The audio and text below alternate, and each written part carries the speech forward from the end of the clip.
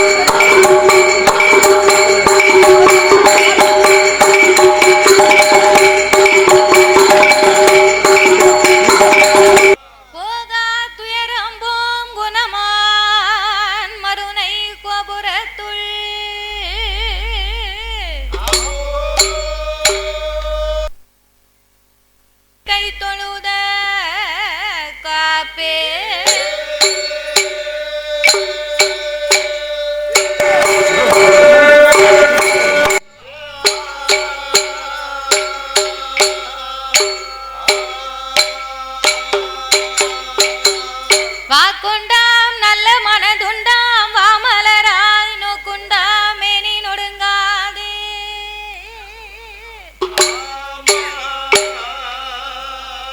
பூக்கொண்டு துப்பாய் திருமேனி துன்பிக்கையான் உன் பாதோ துண்டை பிடிக்கி தப்பாமல் சார்பார் தமக்கே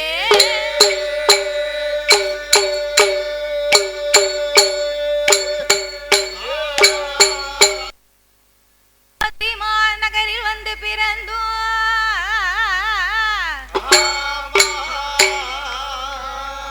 தண்டகாருணியம் சென்றே சமுத்திரத்தை ஓர் அணையாகவே கட்டி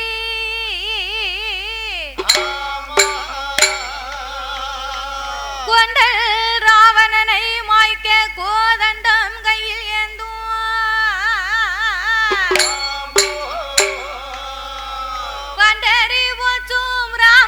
ராமச்சந்திரா உன் பொன்னடி கமலம் போற்றி போற்றி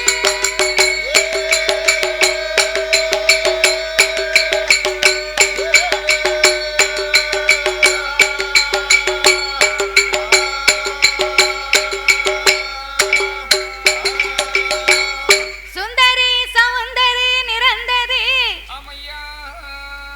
சோதியா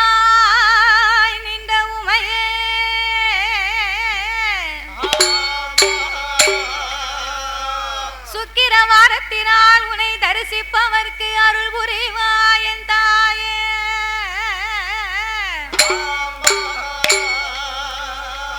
அத்தி வரதன் தங்கை சக்தி சிவன் ரூபமதை அடியால் நான் சொல்ல திறமோ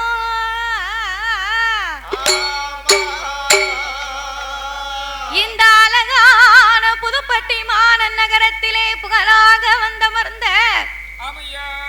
என் நம்பிகை அங்கையர்கண்ணி அகிலாண்ட கோடி பிரமாண்ட நாயகி அம்பிகை ஆதிவராசக்தி முத்தாரம்மாள் என கருள் புரிவார்.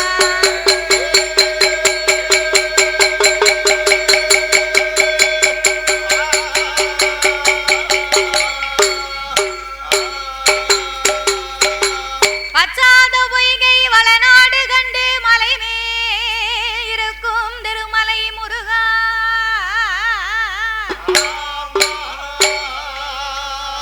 உச்சார் தன்னை எனக்கொருவர் இல்லை உமையால் தனக்கும்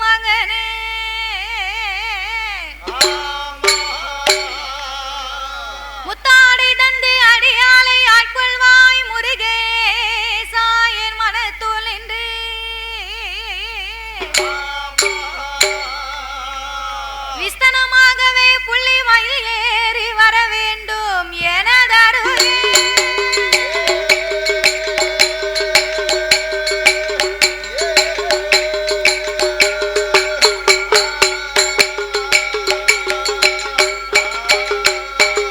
சம்போ அறிவோம் நமே சிவாய வேத விநாயக.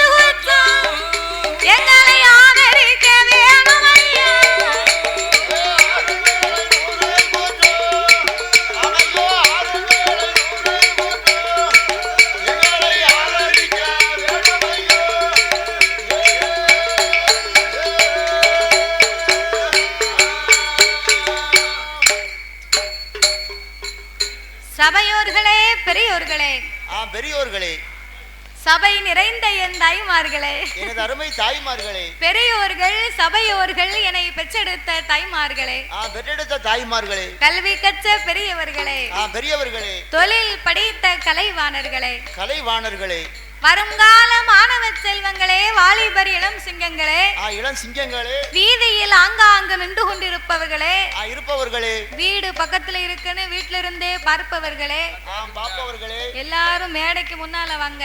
எல்லாரும் வெள்ளி மேடைக்கு முன்னாடி வாங்க. மேடைக்கு பக்கத்துல வீடு இருந்த உடனே எல்லாரும் வீட்டு வாசல்லே உட்கார்ந்துருக்காவோ. அப்படியா? சரி, பரவாயில்ல.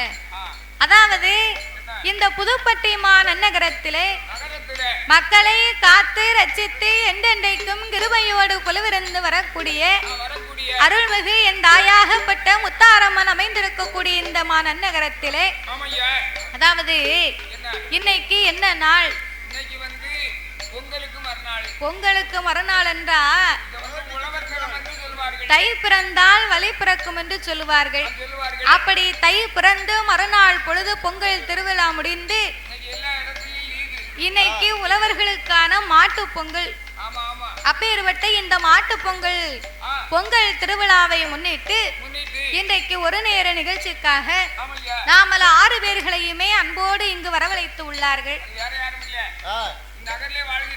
சரி, அதாவது புதுப்பட்டி மாநகரிலே வாசம் செய்து வரக்கூடிய இளைஞரணி சார்பாக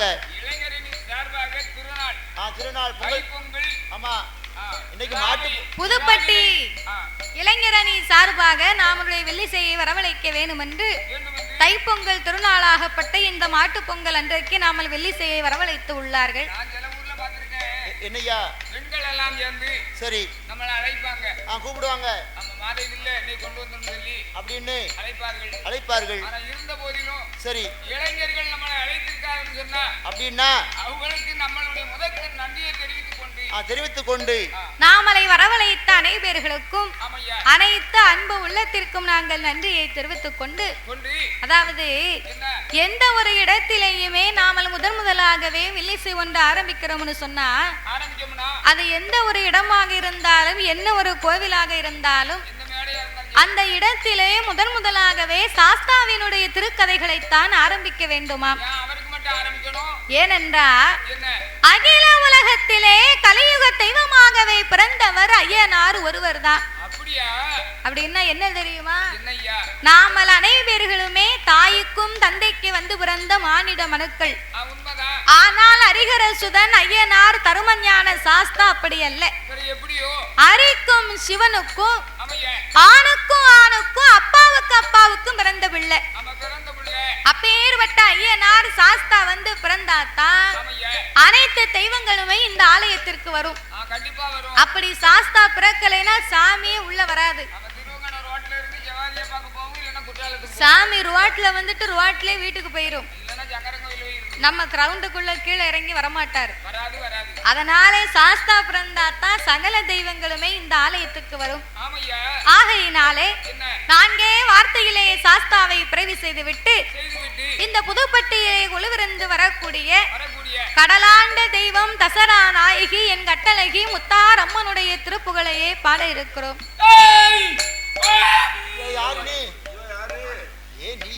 ஏ தாத்தா, எதுக்கு இவ்வளவு ஆவேசமா ரொம்ப முக்குதையா? நீ ரொம்ப முக்குனேன்னு வையி பிற தையல் புரிந்துரும். என்ன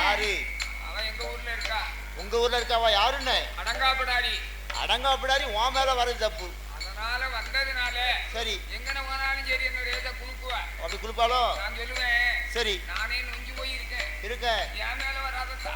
நீ இருக்க மேல போய் இப்படி இருந்து வா. ஏ தாத்தா, நீ இருக்க விரதத்துக்கு சாமி உன் மேல வர வேண்டியதான். அவரு விரதத்துக்கு என்னென்ன?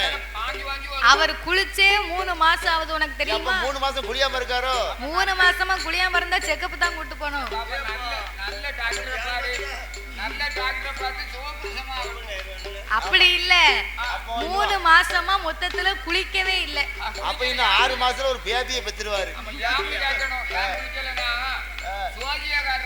சரி தண்ணியில கண்டமிட்டாரு. அப்படியா? தண்ணியில கண்டவன தண்ணிய கண்டா என் பாட்டுக்கு துண்டா நினைப்பேன் என் பாட்டுக்கு கொடுத்து ஏ கூறுகட்ட தாத்தா, தண்ணியில கண்டம்னு நினைச்சா நீ குளிக்காம அலையுத. சுவாசியக்கார் தண்ணியில கண்டம்னு என்கிட்ட தான் சொன்னாரு. குளிக்க தண்ணியில கண்டம் இல்ல தாத்தா, நீ குடிக்க தண்ணியில கண்டம்னாரு. பாட்டுல திருக்காம இருந்தேன்னு வச்சுக்க, உனக்கு ஒண்ணுமே செய்யாது. பிறகு குடிக்க தண்ணியில கண்டம்னா கடை பக்கத்துல போக கூடாதுன்னு சொன்னார். பிறகு கூறுகட்ட மனுஷன் நாளைக்கு போய் காலைல போய் முதல்ல குளியும். ஆமா பக்கத்துல இது ஊரன் இருந்தா சொல்லுங்க தாத்தா, 2 முக்கு முக்கி தூக்கிட்டு போறோம். அப்படி இருப்பதனாலே முத்தால் அம்மனுடைய திருக்கதைகளை நாங்கள் பாடும் பொழுது கதை பாடி முடித்து விட்டு ஒரு மணி நேரம் அம்மனுடைய கதையை பாடி அம்மன் பிறந்ததுக்கு அடுத்து அம்மனுடைய அழைப்பு, அம்மனுடைய கும்மி பாட்டு அப்படியே நிகழ்ச்சி தொடரும். ஏற்கனவே நாட்டாம ஐயா வில்லு பாட்டு ஆரம்பிச்ச உடனே வந்து சொல்லிட்டாவோ, என்ன சொன்னாரு, இங்க கதையா படிச்சிய யாரும் கேட்க மாட்டாங்க, கூட்டம் பூரா இருக்காது, வீட்டுக்கு போயிரும், வீட்டை பார்த்து போயிரும், அதனால கும்மி பாட்டு நல்லா காமெடியா கொண்டு போங்கன்னு ஐயா சொல்லிருக்காவோ. சொல்லிட்டாங்க. அப்படின்னா நம்ம வேற ஏதாவது ஏற்பாடு பண்ணி கொண்டு வந்திருக்கலாம். ஒரு ஆளை கூட்டு வந்திருக்கலாம். நம்ம வில்லு பாட்டு தானே படிக்க வந்திருக்கோம். அதனால சரி, எந்த ஒரு இடத்திலேயுமே என்னதான் கலை நிகழ்ச்சிகள் இருந்தாலும் அந்த இடத்திலே வந்து வைத்திருக்கக்கூடிய கலை நிகழ்ச்சியை கவனமா கேட்கணும், நல்லா பார்த்து ரசிக்கணும். நீங்க தினமும் கோயிலுக்கு போறீங்க, தினமும் சாமி கும்பிடுதீங்க, அந்த முத்தாரம்மா எப்படி பிறந்தான்னு உங்களுக்கு தெரியுமா? அந்த அம்மா எப்படி பிறந்தான்னு உங்களுக்கு தெரியுமா? அவ ஏன் பிறந்தான்னு உங்களுக்கு தெரியுமா?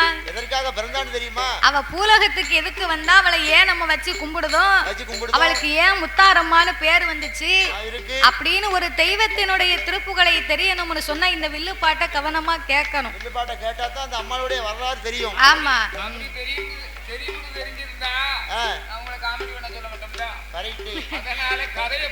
அதனாலே சாஸ்தாவின் திரு கதைகளை முடித்து முத்தாரமுடைய திருப்புகழை பாடும் பொழுது பாடும் பாட்டிலே பழுது குச்சங்கள் இருந்தாலும், சொல் குச்சங்கள் இருந்தாலும், கதை குச்சங்கள் இருந்தாலும், கதையிலே பொருள் குச்சங்கள் இருந்தாலும், சாரீர குச்சங்குறை இருந்தாலும், எங்கள் சரீர குச்சங்குறை இருந்தாலும், எங்கள் ஆட்கள் அடி தாளங்களில் ஒரு குறைகள் இருந்தாலும், முன் சொல் பின்னால் இருக்கலாம், பின் சொல் முன்னால் இருக்கலாம், அறிந்து பாடினாலும் அறியாமல் பாடினாலும், தெரிந்து பாடினாலும் எங்களுக்கு தெரியாமல் பாடினாலும், எங்களுக்கு முன்பாகவே இந்த ஊருக்கும் இந்த ஆலயத்திற்கும் எத்தனையோ பெரிய பெரிய புலவர்கள், பேரறிஞர்கள், கவிஞர்கள் எல்லாம் வந்து பாடி இருக்கலாம்.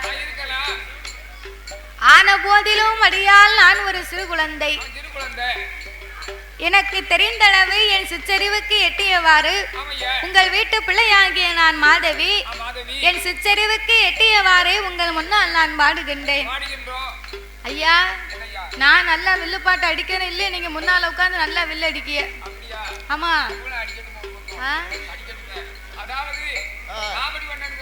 சரி கிடையாது, ஆமா நாடகம் கிடையாது, நாடகத்துல நிறைய ஒரு தெருக்குத்துகள் இருக்கும். அதே மாதிரி சரி, அந்த கரகாட்டம் ஒண்ணு இருக்கு பாத்தீங்களா? ஆமா, அதுல வந்து அவங்களுக்கு பேசுறதுக்கு வாய்ப்பு கிடைக்கும், அவங்க வாட்டி கண்டமாடி பேசுவாங்க. ஆனா இது ஹரிராமனுடைய வில்லு முன்னாலே இருந்து நாமல் வந்து அதுக்கு முறையான காமெடி என்ன உண்டோ, ஆமா அந்த காமெடியை தான் பண்ணணும். ஆமா, கதை இருக்கணும், லைசா காமெடி இருக்கணும். ஆகையினாலே உங்கள் வீட்டு பிள்ளை தவறு செய்தால் அதனை எப்படி வீட்டிற்கு அழைத்து சென்று அன்போடு ஆதரிப்பீர்களோ அதுபோல் எங்கள் 6 பேர்களையுமே ஆதரிக்குமாறு கேட்டுக்கொள்கிறோம்.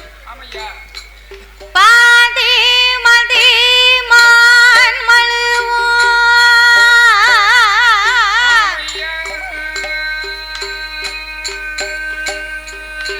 கங்கையோடு பாம்பணிந்தே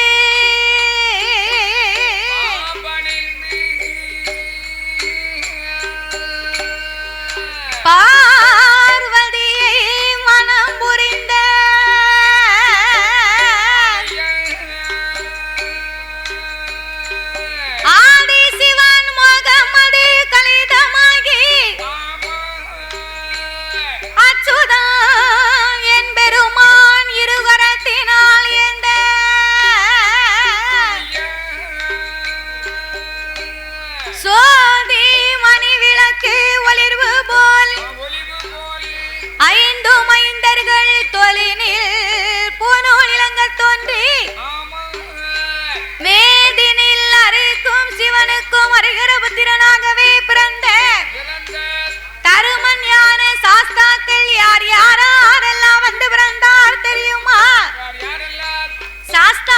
பொழுது பங்குனி மாதம் புதன்கிழமை உத்திர நட்சத்திர தண்டு பிறந்தார். அவர் பிறந்த கிரகம் என்ன தெரியுமா? பங்குனி மாதம் புதனது உத்திரம். பங்குனி மாதம் புதனது உத்திரம். பௌரண பஞ்சமி கடக லக்கணத்து இங்கிதமாகவே அமிர்த யோகத்து ஆவிக்கும் ஜீவனுக்கும் பிள்ளையாய் பிறந்தார். கையில் பிறந்தவர்க்கு கையனார் என்றும் ஆதியிலே உள்ளவர்க்கு ஐயனார் என்றும் சாமி ஐயனார் ஐயனார் ஹரிகர சுதன் ஐயனார் ஐயனார் ஐயனார் சபரிமலை ஐயனார் ஐயனார் ஐயனார் ஆரியங்காவ் ஐயனார் ஐயனார் ஐயனார் அச்சங்கோவில் ஐயனார் ஐயனார் ஐயனார் புரட்டுப்புல ஐயனார் ஐயனார் ஐயனார் சொரிமுத்து ஐயனார் ஐயன் வந்து பிறந்தார் என்று அமர்ந்திருக்கும் தாய்மார்கள் உங்களோட வாயால தாய ஒரு கொலவ போடுங்கம்மா. ஏ முக்கா முக்கா மூணு தேரும் முதற் கொலவ போடுங்கம்மா. தாய்மார்கள்லாம் கன்னத்துல கை வச்சுட்டு இருக்கத பார்த்தா உங்களுக்கு கொலவு போட்டு சலிச்சு போயிட்டா உங்களுக்கு. அதத்தானே சொல்லுதேன். நேத்து பொங்கல் விட்டு கொலவை போட்டு வாயே வலிக்கு.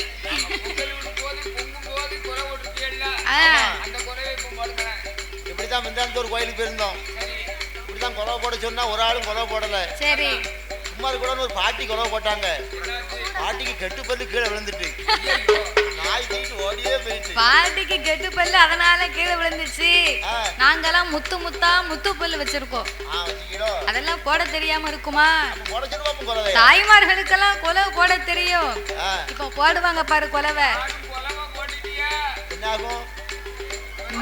நீங்க நான் சொல்லதை கேட்டு கொலவு போட்டியன்னா நாட்டாமை கிட்ட சொல்லி தலைக்கு பொங்கப்படி 100 ரூபா நான் வாங்கி தரேன்.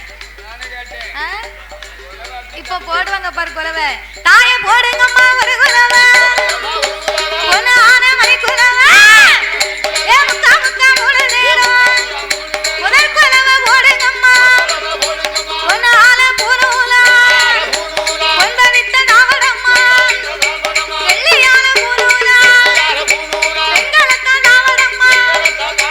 தங்கத்தால பூனூலா கனிவயிற நாவடம்மா. ஆனப்பட குரப்பட ஐயங்காச்சி வேப்படையா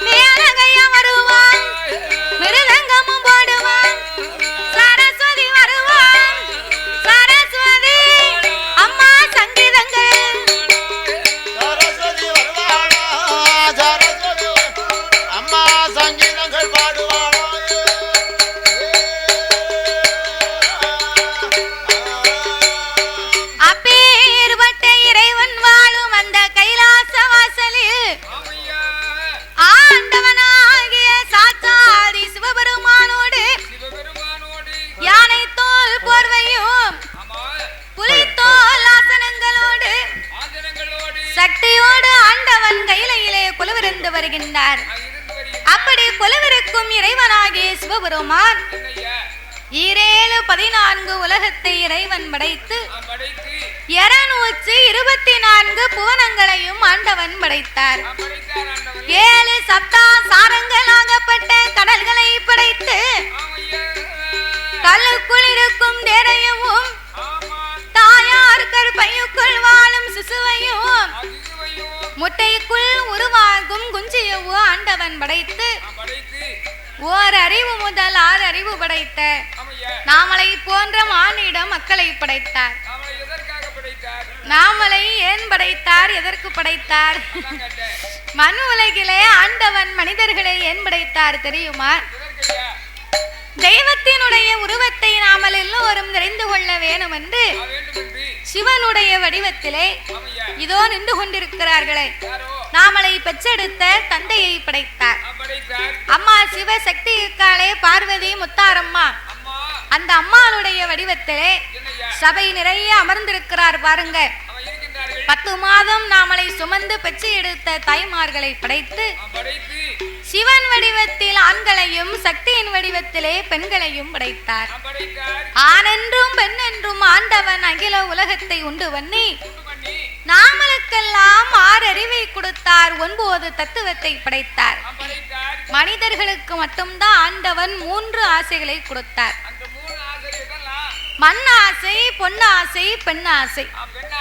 மண்ணாசைனா என்னையா? ஏக்கர் கணக்குல நம்ம பேர்ல பட்டா போட்டு நிலம் வாங்கி வைக்கோம் இல்லையா? இப்போ நம்ம வீடு வாசல் கட்டுதோம்னு வைகி, வீடு கட்டும் போது நம்ம வீடு அங்க இருந்தா வாசல் படி இங்க இருக்கு, தெருவுல பாதி இடத்தை அடைச்சு வாசல் படி இப்போ போடுதாங்க. ஆமா, சபரிமலைக்கு போனத மாதிரி வீட்டுக்குள்ள போகணும்னா 10-20 படி ஏறினா தான் உள்ள போகலாம். இப்போ வீடு அப்படி கட்டுதாங்க. அந்த காலத்துல வீடு அப்படி கிடையாது. அந்த காலம் வீட்டுக்குள்ள போகணும்னா வீட்டுக்குள்ள வாசல்ல கீழே இறங்கித்தான் உள்ள போகணும். அப்போ உள்ள வீடு அப்போ. இப்போ உள்ள வீடு அப்படி கிடையாது. இப்ப இடத்தை அடைக்கணும்னு சொல்லி தெருவுல இவ இடத்தை போட்டுட்டா வேறவ வந்துட்டு நடந்து போயிருவாவோ. அதனால இடத்தை வீட்டு வாசல முன்னால தள்ளி போடுதாங்க. எடுத்துக்காட்டுக்கு அண்ணன் தம்பிக்கு ஒரே வயக்காடுன்னு வச்சுக்க, 2 பேருக்கு இடத்தை பிரிச்சு ஒரு வரப்பு போட்டு விட்டுருப்பாங்க. தம்பி வரும்போது வரப்ப மேற்கிருந்தே கிழக்காம சீவாரு, அண்ணே வரும்போது கிழக்கிருந்தே வரப்ப மேற்காம சீவாரு. வரப்ப சீவ சீவ என்ன ஆகும்? மொத்தத்துல வரப்பே இல்லாம போயிரும். ஏன் இல்லாம போவோம்? 2 பேரும் மாறி மாறி வரப்ப சீவனா எது இருக்குமா? பிறகு இடம் எது ஏன் இடம் எதுன்னு தெரியாம 2 பேரும் சண்டை போட்டு கேஸ்ன்னு 1 லட்ச ரூபாய் செலவு பண்ணாதான் சும்மா இருப்பாங்க. எதுக்கு? அந்த வரப்பு இடத்துல இவன் 1 கோட்டை நெல்லை விளைய வைக்க. அதான் மண்ணாசைன்னு இருக்கான். அதுதான் மண்ணாசைன்றார்கள். ஆமா. 2வது ஆசை பொன்னாசை. அது பொன்னாசை என்ன ஆசை? நான் இருக்காங்க பாரு நம்ம தாய்மார்கள். கழுத்து நிறைய தங்க ஆபரணமா வாங்கி அணியணும்னு நம்ம ஆசைப்படுதோம். ஆசைப்படுவாங்க. சில வீட்ல எல்லாம் இந்த பொம்பளை என்ன செய்வா தெரியுமா? என்ன செய்வாங்க? வீட்டுக்கார கூப்பிட்டு, ஐயா பக்கத்து வீட்டுக்காரி 10 கிராம்ல ஒரு கம்மல் வாங்கி போட்டிருக்கா, இந்த பொங்கலுக்கு நீர் எனக்கு 3 கிராம்லயாவது ஒரு மோதிரம் வாங்கி தரலன்னு வையோ, அவனை இப்பமே நான் உத்தரத்துல கயத்தை போட்டுருவேன்பா. அவசரப்படாத. என்ன கூறுகட்டவள பக்கத்து வீட்டுக்காரன் 10 பவுன் வாங்கி கொடுத்துருக்காமன்னா அவன் வந்து பச்சை மை கையெழுத்து போடுதான். கவர்மெண்ட் வேலை, அதனால வாங்கி கொடுக்கான். அண்ணனைக்கு 500 ரூபாய்க்கும் 400 ரூபாய்க்கும் போய் வேலை பார்த்து வரனே, உனக்கு உணர்ந்தா என்கிட்ட தங்க பொருள் காப்பியா நீ? அப்போ வீட்டினுடைய நிலைமையும் தாண்டி நம்ம தங்கம் வாங்கி போடணும்னு பெண்கள் ஆசைப்படுதாங்க பாத்தியா? அதான் ஒரு வீட்டின் தரித்திரம் அறிந்து பெண்ணா பிறந்தவா நடக்கணுமா. கணவர் 10 ரூபாய்க்கு வேலை பார்த்தாருன்னா 5 ரூபாயே செலவு பண்ணணும், 5 ரூபாயே சேர்த்து வைக்கணும். அவதான் நல்ல கொண்டாட்டி. வாங்கி வச்சிருக்க குழுவுனா குழுவு எத்தனை குழுவுன்னு கணக்கே கிடையாது. பார்த்துக்கோ, திங்கக்கிழமைனா ஒரு குழுவு, புதன்கிழமைனா ஒரு குழுவு, வெள்ளிக்கிழமைனா ஒரு குழுவு, சனிக்கிழமையும் குழுவுதான், ஞாயிற்றுக்கிழமை குழுவுதான். ஒரே கூட்டமா தான் இருக்காவோ. ஆமா, என் வீட்டுக்காரி எப்படிதான் சேலை கட்டா பொங்கலுக்கு நான் சொன்னேன், எப்படா ஒரு 10 நாள் போட்டோம் அப்படின்னு எனக்கு உடனே வேணும் அப்படின்னா. அப்ப அப்ப ரேஷன் கடையில சேலை கொடுப்பாங்க, சரி அதை வாங்கி கட்ட வேண்டியதானே அப்படின்னு. ஆமா, அவன் சொன்னா உனக்கு என்னைக்கு வாக்கப்பட்டானோ ரேஷன் கடை வேட்டியை வாங்கி நீ கட்டு. அவன் உனக்கு வாக்கப்பட்ட நாளில இருந்து நான் ரேஷன் கடை சேலை தான் கட்டிக்கிட்டு இருக்கேன். நீ ஒரு நாள் கூட எனக்கு சேலை எடுத்து கொடுத்தே கிடையாது.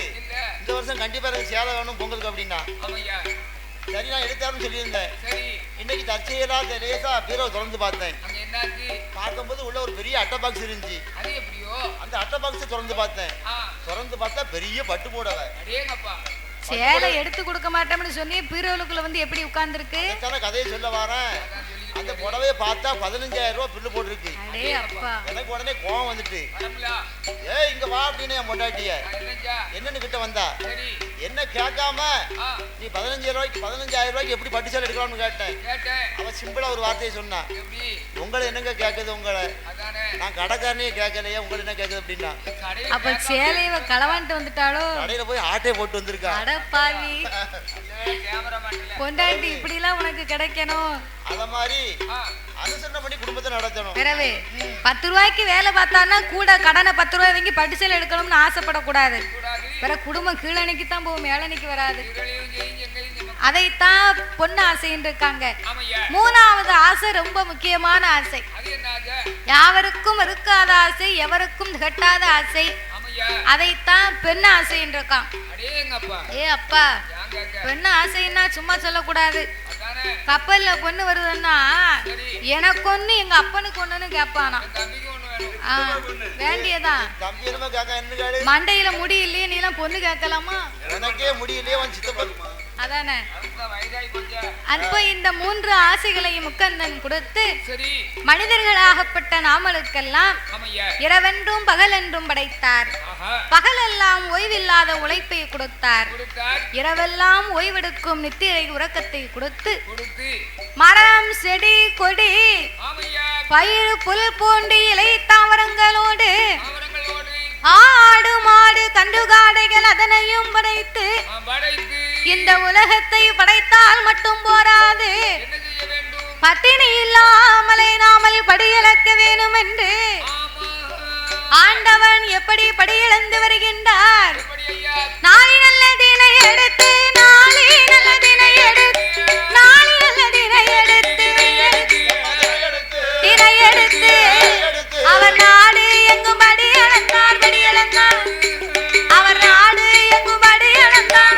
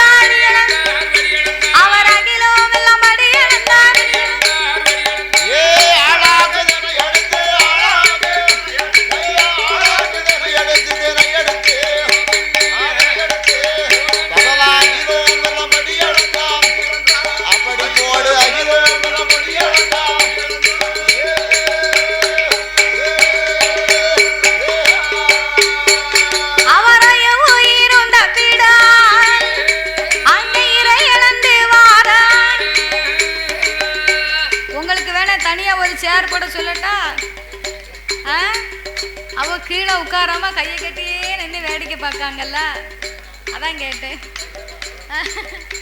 அவரையிரேல உலகமெல்லாம் அவரைய உயிரும் தப்பிடா, அங்க இறை இழந்து வாரா, படி இழந்து வாரவோ கண்ணன் தங்கை பார்வதி, அவன் மகன் எப்ப வருவாரு, தங்க நல்ல தாம்புல பாடி சாத மலர் எடுத்து கெண்டியிலே ஜலம் எடுத்து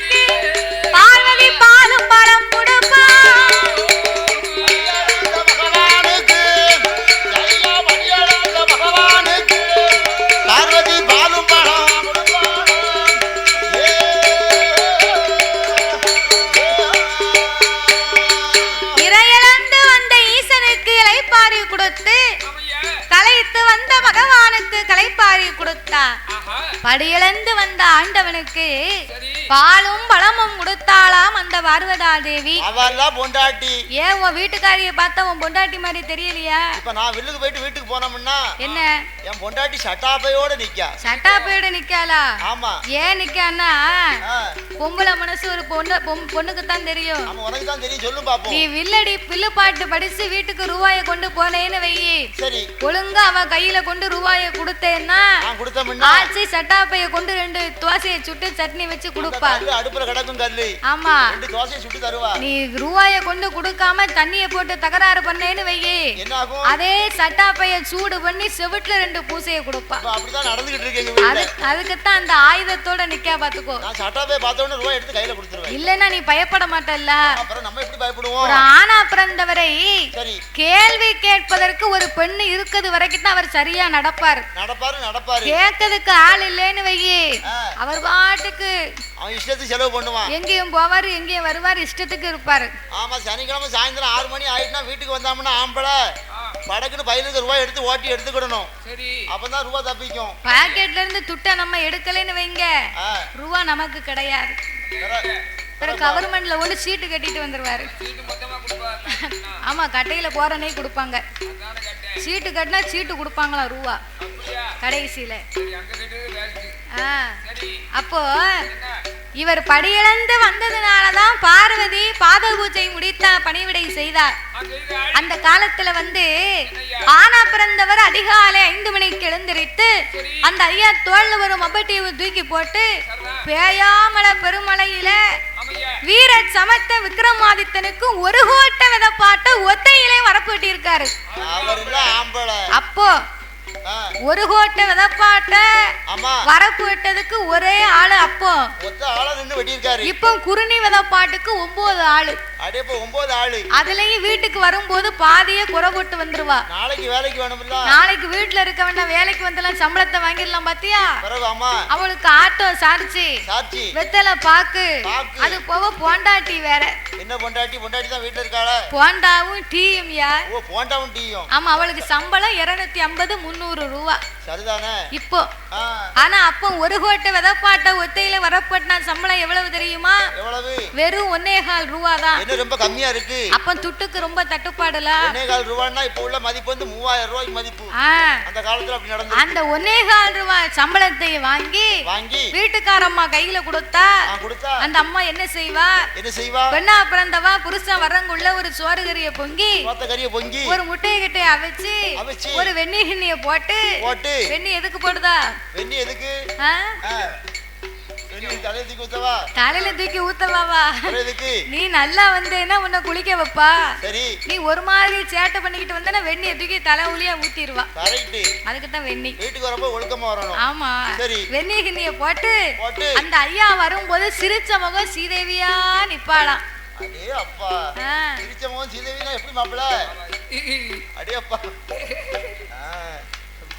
இது ரொம்ப நல்லா இருக்கும் சிரிப்பு. இப்படி நீ சிரிச்ச மாதிரி சிரிச்சேன்னு வைகி, அவர் நினைப்பாரு இவளுக்கு கிறுக்கு பிடிச்சிருக்கு போலக்க அப்படின்னு நினைப்பாரு. சிரிச்ச முகம் சீதைவன் அப்படி இல்ல தாத்தா, புன்னகை சிந்தி பல் தெரியாம சிரிக்கணுமா.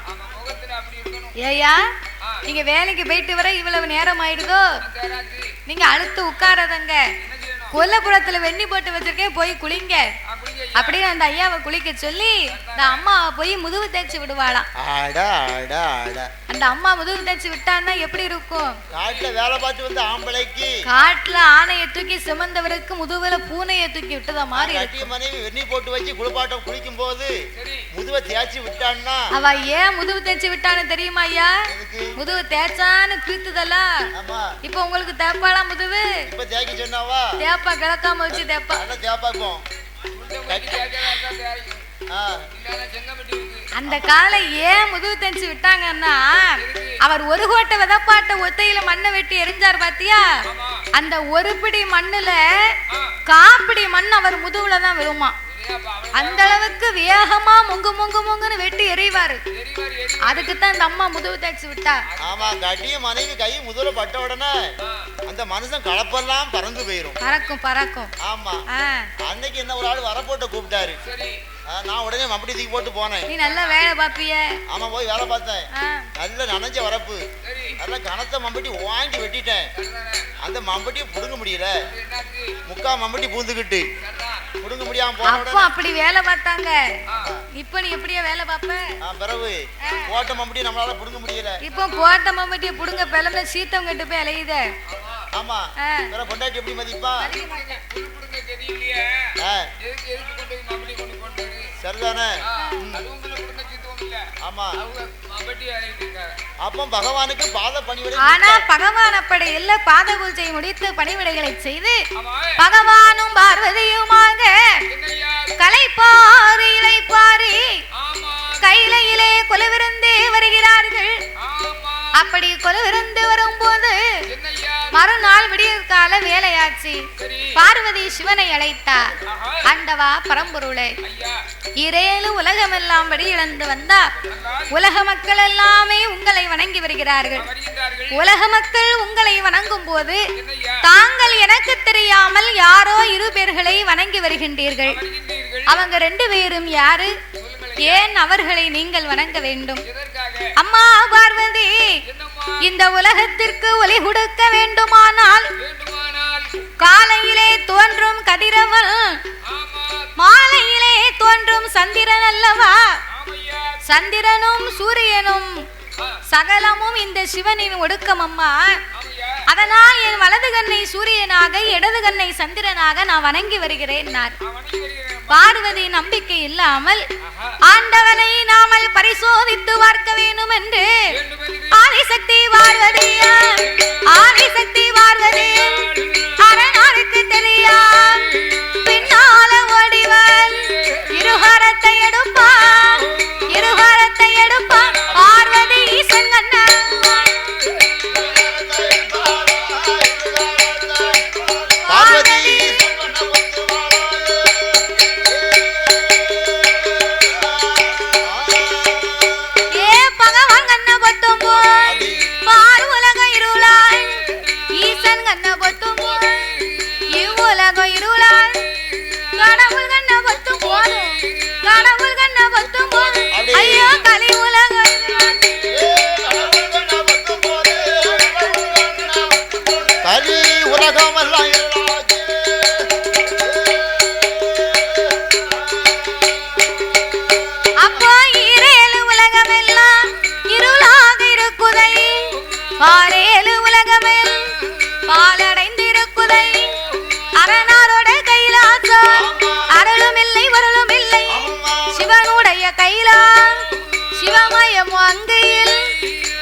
ஆண்டவனால் திருக்கண்களை மறைத்த பார்வதி சூரியன் வாராரா சந்திரன் வாராரான்னு இன்னைக்கு பாப்போமே அப்படின்னு பகவானுடைய கண்ணை இறுக்கி பொத்தினால உலகம் எங்கு பார்த்தாலும் ஒரே இருள் மயமா தெரியுது.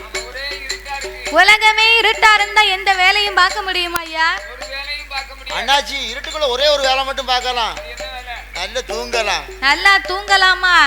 நல்லா தூக்க வரணும்னு சொன்னா அதுக்கு கூட காத்தாடி இருந்தா தம்பியா உறக்க வரும். காத்தாடி வரணுமோ? காத்தாடி இல்லனா கண்ணுல உறக்கமே வராது, பாத்துக்கோ. வராது வராது. காத்தாடி இருந்தா தான் ஆத்தாடின்னு உறக்க வரும். அப்படி வருமோ? பிறகு அப்போ அசையும் பொருட்கள் அத்தனையும் அப்படியே அசையாமல் இருக்கிறது. வைத்த பொருளும் தெரியவில்லை, எடுத்த பொருளும் தெரியவில்லை. நம்ம வீட்டுல உள்ள தாய்மார்களுக்கு கரண்ட் இல்லாம எந்த வேலையாவது ஓடுமா? ஒரு வேலையும் ஓடாது. இந்த பெண்ணா பிறந்தவங்க பிள்ளைகளை பள்ளிக்கூடத்துக்கு அனுப்பணும்னு வையே, இரவு நேரத்துல தோசை மாவு வாங்கி பிரிச்சுக்குள்ள வச்சுக்கிடுவா.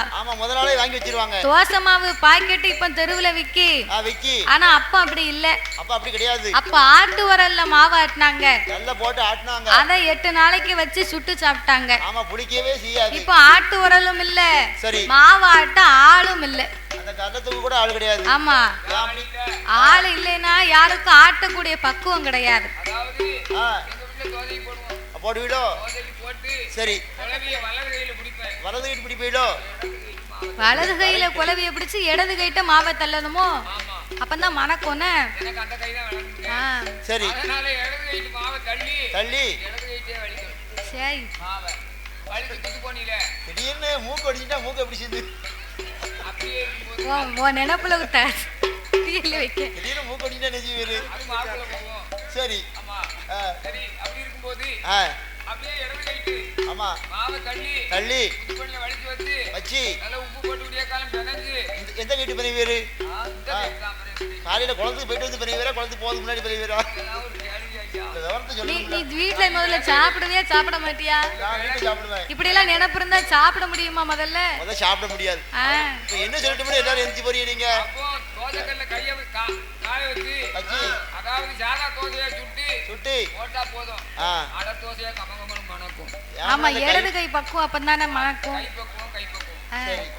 அப்ப இந்த தோசை மாவு வாங்கி ஃப்ரிட்ஜ்ல வச்சு காலையில பிள்ளைகளுக்கு தோசையோ இட்லியோ அவிச்சு அந்த சட்னி வைக்கணும்னு சொல்லி தேங்காவை சில்லு போடுவாங்க அத மிக்ஸி சார்ல அள்ளி போட்டு சுவிட்ச போடணும்னு அப்பந்தான் கொண்டு கையை வைப்பாங்க அப்பம் பார்க்க படக்குன்னு கரண்ட் போயிரும் அப்ப அந்த அம்மாவுக்கு வரும்பாரு கோவம் ஏ பேதியில போவான் கரண்ட் இப்ப பார்க்க லைனை உருவிட்டானே ஏ கொல்லையில போவான் இனிமே இந்த மாசத்துல கரண்ட் பிள்ளைய கட்டக்கூடாது அப்படின்னு பேசுவாங்க ஏசுவாங்க அப்ப கரண்ட் இல்லாமலே நம்மளால இருக்க முடியலன்னா உலகமே இருட்டா இருந்தா நம்மளால என்ன செய்ய முடியும் ஆகையினாலே ஆண்டவன் உலகம் எல்லாம் ஒளி கொடுக்க வேணும் என்று ஆண்டவன் தான் பகவானும் ஆண்டவன் தான் பகவானும் ஆதிசக்தி முன்னாள் உச்சி கண்ண திறப்பான் உலகில் ஒளி கொடுப்பான் நெச்சி கண்ண திறப்பான் நெத்தி கண்ண திறப்பான் சாமி நீண்ட ஒளி கொடுப்பான்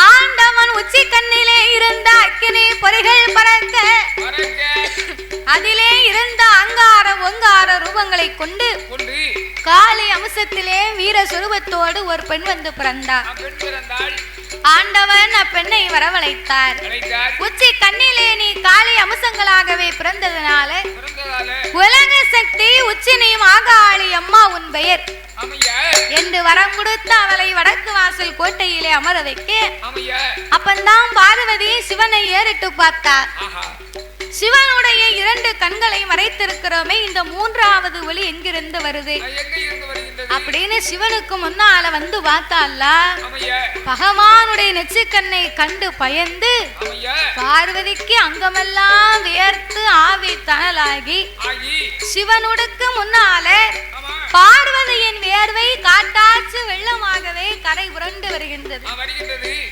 காட்டாற்று வெள்ளமாக கரை புரண்டு வந்த உடனே இந்த வெள்ளம் உலகத்துக்கு போனா உலகமே அழிந்து போகும் என்று ஆண்டவன் 1008 சடாமுடியிலே ஓர் முடியை உழைத்து அதையே பார்வதியின் அங்கமெல்லாம் துவட்டி சிவபெருமான் ஒரு கொண்டை கட்டாகவே கட்டினார் அதிலே இருந்து ஒரு 10 சொட்டு வேர்வை அடங்காமல் பூமியிலே விழ அதனை 10 கடலாகவே படைத்து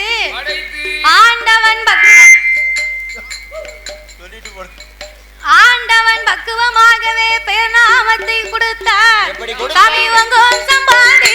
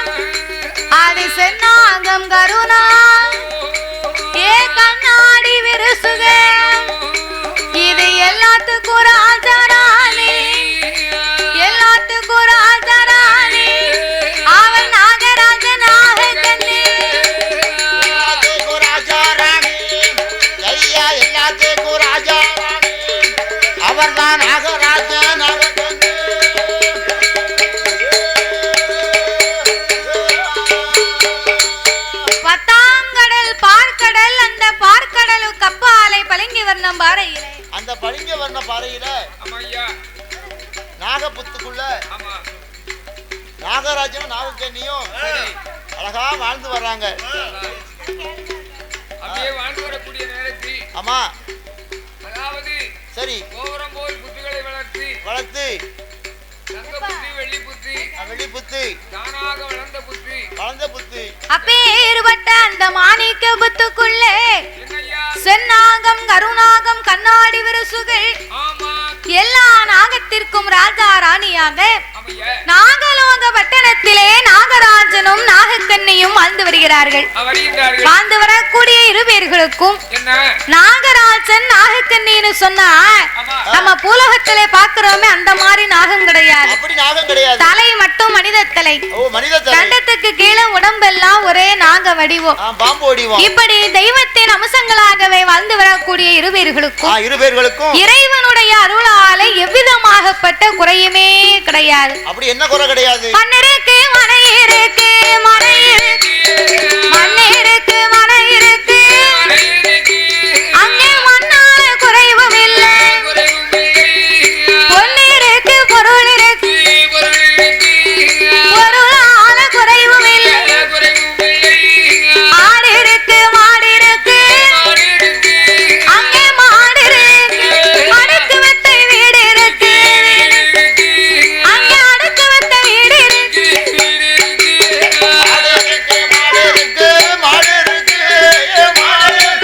அவருக்கு அடுக்கும் வெத்த வீடு இருக்கு. ஆமையோ அடுக்கும் வெத்த வீடு இருக்கு.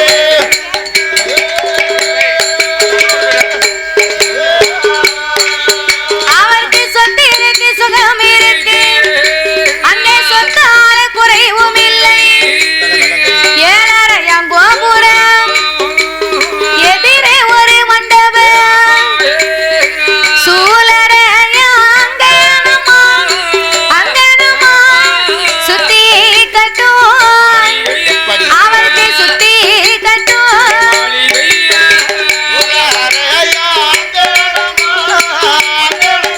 அவருக்கு சுத்தி கேட்டும் ஐயா சுத்தி கேட்டும்.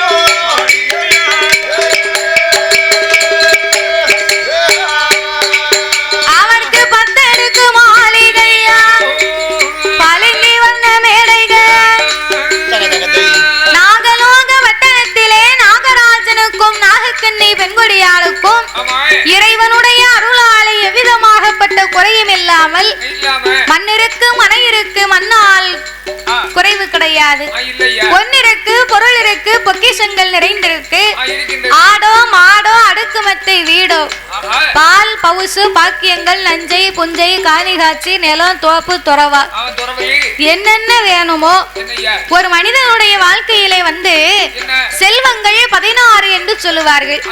அந்த 16 செல்வத்திலேயுமே வாய் திறந்து பேசக்கூடிய செல்வம் ஒரே ஒரு செல்வம் தான்.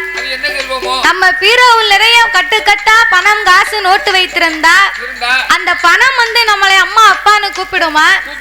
ஒருபோதும் கூப்பிடாது. கழுத்து நிறைய தங்கம் வாங்கி அணிந்திருக்கிறோம், அந்த தங்கம் வந்து நம்மளை அம்மா அப்பான்னு கூப்பிடுமா? கூப்பிடாது.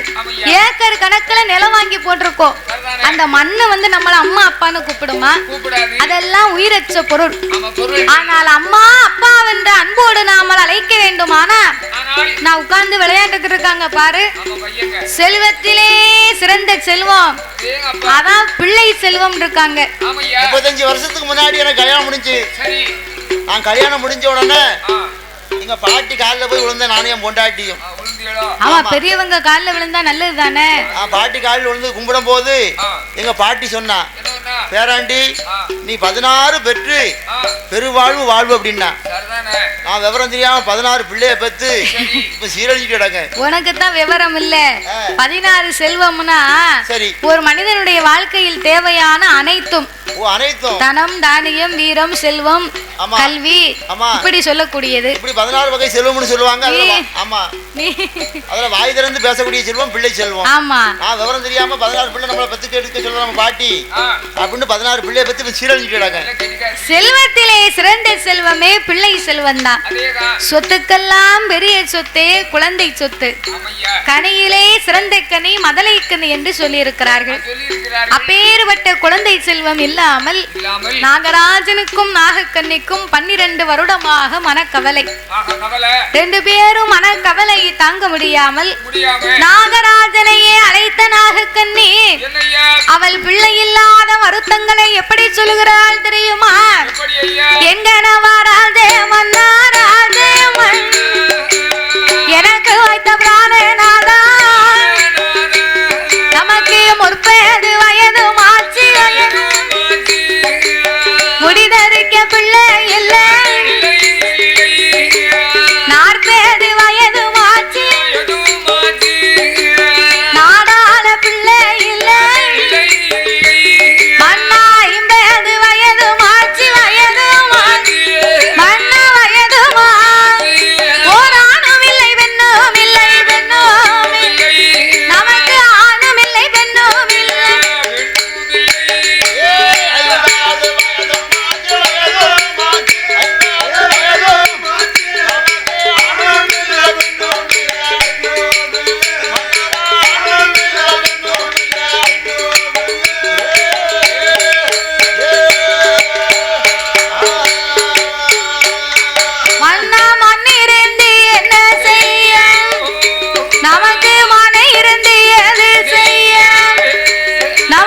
சொத்து சுகம் இருந்துட்டான் பாவிக்கு சொத்தால பிள்ளை இல்லை எனக்கு மழை பெய்த முச்சத்தி மண்ணளைய மதலை இல்லை மண்ணா மண்ணளைந்த கையால ஓடி மாடி பிடிக்க மைந்தனே இல்லை எனக்கு நேரம் கொடுத்து தண்ணீர் நின்று விளையாட பிள்ளை மண்ணா குரங்குடத்து தண்ணீர் எனக்கு கோடி ஊட்ட பிள்ளை இல்லை நாங்கடி கரைக்கும் தேங்காயில கையேந்த குழந்தை இல்லை மன்னவா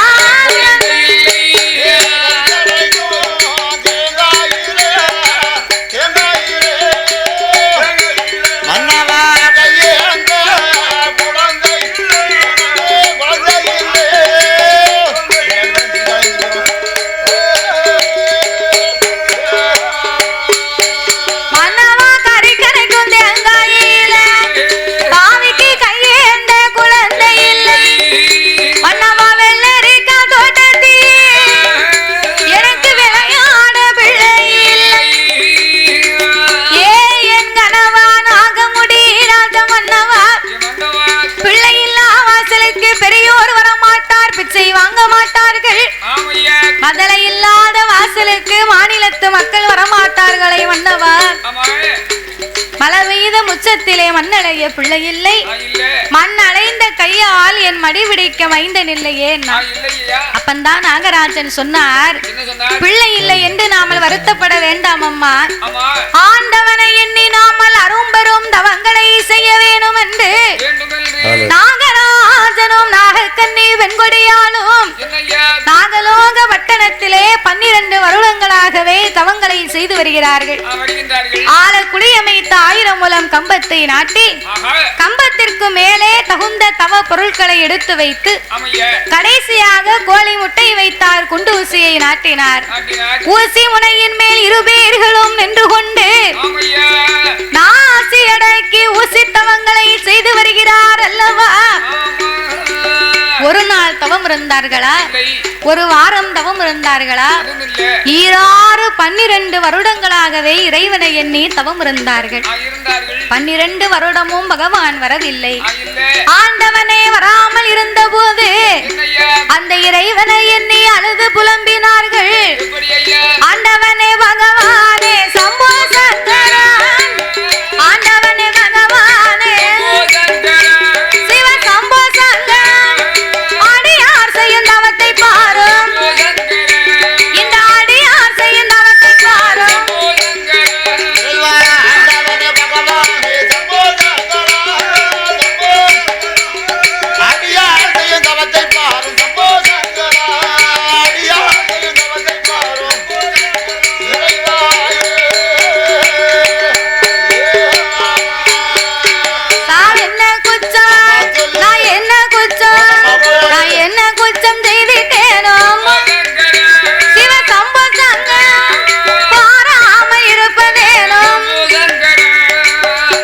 ஆச்சு அப்பலே அங்கமானிக்கு உட்கார்ந்துருக்காவோ.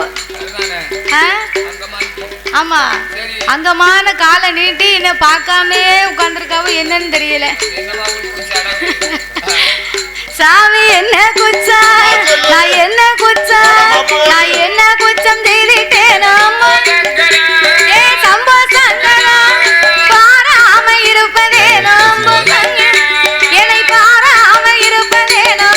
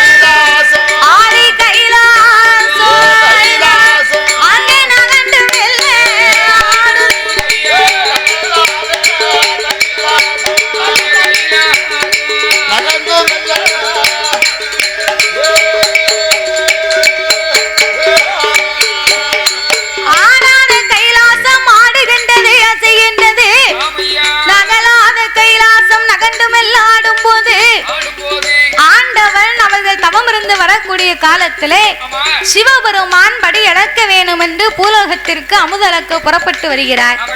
பார்வதி படி அரிசி எடுத்து கொடுத்தார். அன்னைக்கு ஆண்டவன் உங்களோடு நானும் வருகிறேன் என்று பிடிவாதமா நிக்கிறார். ஏன் பார்வதி என்னைக்கும் நான் தானே போவேன், இன்னைக்கு என் கூட வாரம்னு சொல்லுகிறாய் அம்மா. உன்னை அழைத்து செல்வதிலே குறைவில்லையடி. நான் போன இடத்துல உலகத்தை ஒரு விதமாக படைத்தேன், உலக மக்களை பல விதமாக படைத்திருக்கிறேன். பல விதம் என்றால் எப்படி பகவானே? ஒருவரை கூனாக படைத்திருப்பேன், இன்னும் ஒருவரை குருடாக, இன்னும் ஒருவரை கூன் குருடு செவிடு பேடு நொண்டி மூக்கரை, குழந்தை உள்ளவர்கள் குழந்தை இல்லாதவர்கள். ஒரு ஆளுக்கு உலகத்திலே இல்லாத பெரிய வசதியை கொடுத்திருப்பேன். ஆனா அவங்க வீட்டுல ஒரு குழந்தை வரம் இருக்காது, ஒரு வீட்டுல சாப்பிட கூட நல்ல சாப்பாடு இருக்காது. அவங்க வீட்டுலதான் ஒரு கோட்டை பொட்ட புள்ள இருக்கும். 21. அந்த காலத்துல இப்படி 1 2 கணக்கு இல்ல, 10 15 20 21 வரைக்கும் பச்சி எடுத்தாங்க. ஒரு வைத்தியர காலம் ஆண்டவன் கொடுக்காம கட்டுப்படுத்த தெரியாம 21 பிள்ளை வச்சிருக்காங்க. அப்படியெல்லாம் இல்ல, ஆஸ்பத்திரி கிடையாது. அப்படியெல்லாம் இல்ல. அந்த காலம் பிள்ளையே தான் பெரிய சொத்தா நினைச்சாங்க. ஆமா, நமக்கு வேற சொத்து சொக வாங்கணும்னு ஆசைப்படல, பிள்ளை சொத்தை பெரிய சொத்தா நினைச்சு நமக்கு வேண்டிய பிள்ளைய பெக்கலாம்னு 21 வரைக்கும் பெத்தாங்க. இப்போ அப்படியா? இப்போ 1க்கு 2 ஓத்திரியத்துக்கு 3, நாம் 2 நமக்கு 2 அவ்வளவுதான். ஆமா, அதனால நீ பெண்ணா பிறந்தவா ஏழை மனம் கொண்டவா, அவருக்கு என்ன ஆச்சு இவருக்கு என்ன ஆச்சு, ஐயா ஏன் இப்படி இருக்காங்க அப்படின்னு உன் வாயை வச்சுக்கிட்டு நீ சும்மா இருக்க மாட்ட. படி இழந்துட்டு வாரேன் பார்வதி, நீ கைலாசத்துல இரு. ஆண்டவா உங்க கூட வரும்போது நான் வாயை திறக்க மாட்டேன், மறுவார்த்தை பேச மாட்டேன் அப்படின்னா நீ எனக்கு ஒரு சத்தியம் பண்ணி கொடுக்கணும். வாயை திறக்க மாட்டேன் மறுவார்த்தை பேச மாட்டேன் என்று உங்க அண்ணன் மீது ஆணையிட்டு கொடுத்தா, கண்ணன் மீது சத்தியம் பண்ணி கொடுத்தா என் கூட வரலாம்னார். பார்வதி அண்ணம்னு கொஞ்சம் கூட நினைக்கல. எங்க அண்ணன் கோபால கண்ணன் மேல சத்தியமா படியிழந்து முடிக்க வரைக்கும் எதுவுமே நான் பேச மாட்டேன். சத்தியம் பண்ணி கொடுத்து வாப்போட்டு சட்டங்களை வாங்கி பகவானும் பார்வதியும் படைத்த உலகம் எல்லாமே படி இழந்து வந்தார்கள். படி இழந்து முடிக்க பார்வதிக்கு நடந்து வந்த களைப்பு. பகவானை கூப்பிட்டு கொஞ்ச நேரம் நம்ம இலைப்பாறை விட்டு கைலாசத்துக்கு போவோமா இறைவா? சரி என்று சொல்லி கண்ணு கட்டிய தூரத்திலே ஒரு ஆல விருச்சகத்தை கண்டு ஓடி போய் பார்வதி அதன் அடியிலே அமர்ந்திருந்தார். கீழே 10 ஆடு மாடு மேய்ந்து கொண்டிருக்கிறது. மரத்துக்கு மேல ஒரு சின்னஞ்சிறிய பாலக நான் இருக்கான் பாரு, பேண்டு போட்ட தம்பி. ஆமா, சி ஜீன்ஸ் பேண்ட் போட்டிருக்கானே அப்படி விவரமா சொல்லு. அந்த பேண்ட் போட்ட தம்பிய மாதிரி 10 வயசு இருக்கும் சின்ன பாலகன் சரி. மரத்துக்கு மேல முனிக்கொப்புல உட்கார்ந்து அடிக்கொப்பை வெட்டிக்கிட்டு இருக்கான். வெட்டுதான். கீழே விழுந்தா என்ன ஆகும்? விழுந்தா என்ன செய்வான்? செத்து போயிருவான். அதேதான் அதேதான். அடிக்கொப்புல இருந்து முனிக்கொப்பு வெட்டினா கொப்பு கீழே விழும், மெதுவா கீழே இறங்கி வரலாம். ஆமா. அவன் புத்தி இல்லாத பாலகன் பாலகனி. முனிக்கொப்புல உட்கார்ந்து அடிக்கொப்பை வெட்டுவதை பார்வதி கண்டா. கண்டாள். ஐயோ என்ன? இவன் கீழே விழுந்தா பெத்தவளுக்கு பிள்ளையா போய் சேர மாட்டானே, வரமாட்டானே. பிறண்டு விழுந்தா இவனை பெட்டி வச்சுதான் பிறக்கணும். ஆமையா. ஏன் ஆண்டவா, என்ன? உடனே சென்று அந்த பாலகனை இறக்கி உயிர் கொடுத்து அழைத்து வாருங்கள். பாருங்கள் ஐயா. ஏய் பார்வதி, என்ன? என் கூட வரும்போது சத்தியம் பண்ணி கொடுத்தாயே, என்ன ஆச்சு? என்னாச்சு சத்தியம்? படியிழந்து முடிக்கி வரைக்குத்தான் பேச மாட்டேன்னு சொன்னேன். ஆமையா. வேலை முடிந்து விட்டது, பாலகனை காப்பாத்துங்கள்.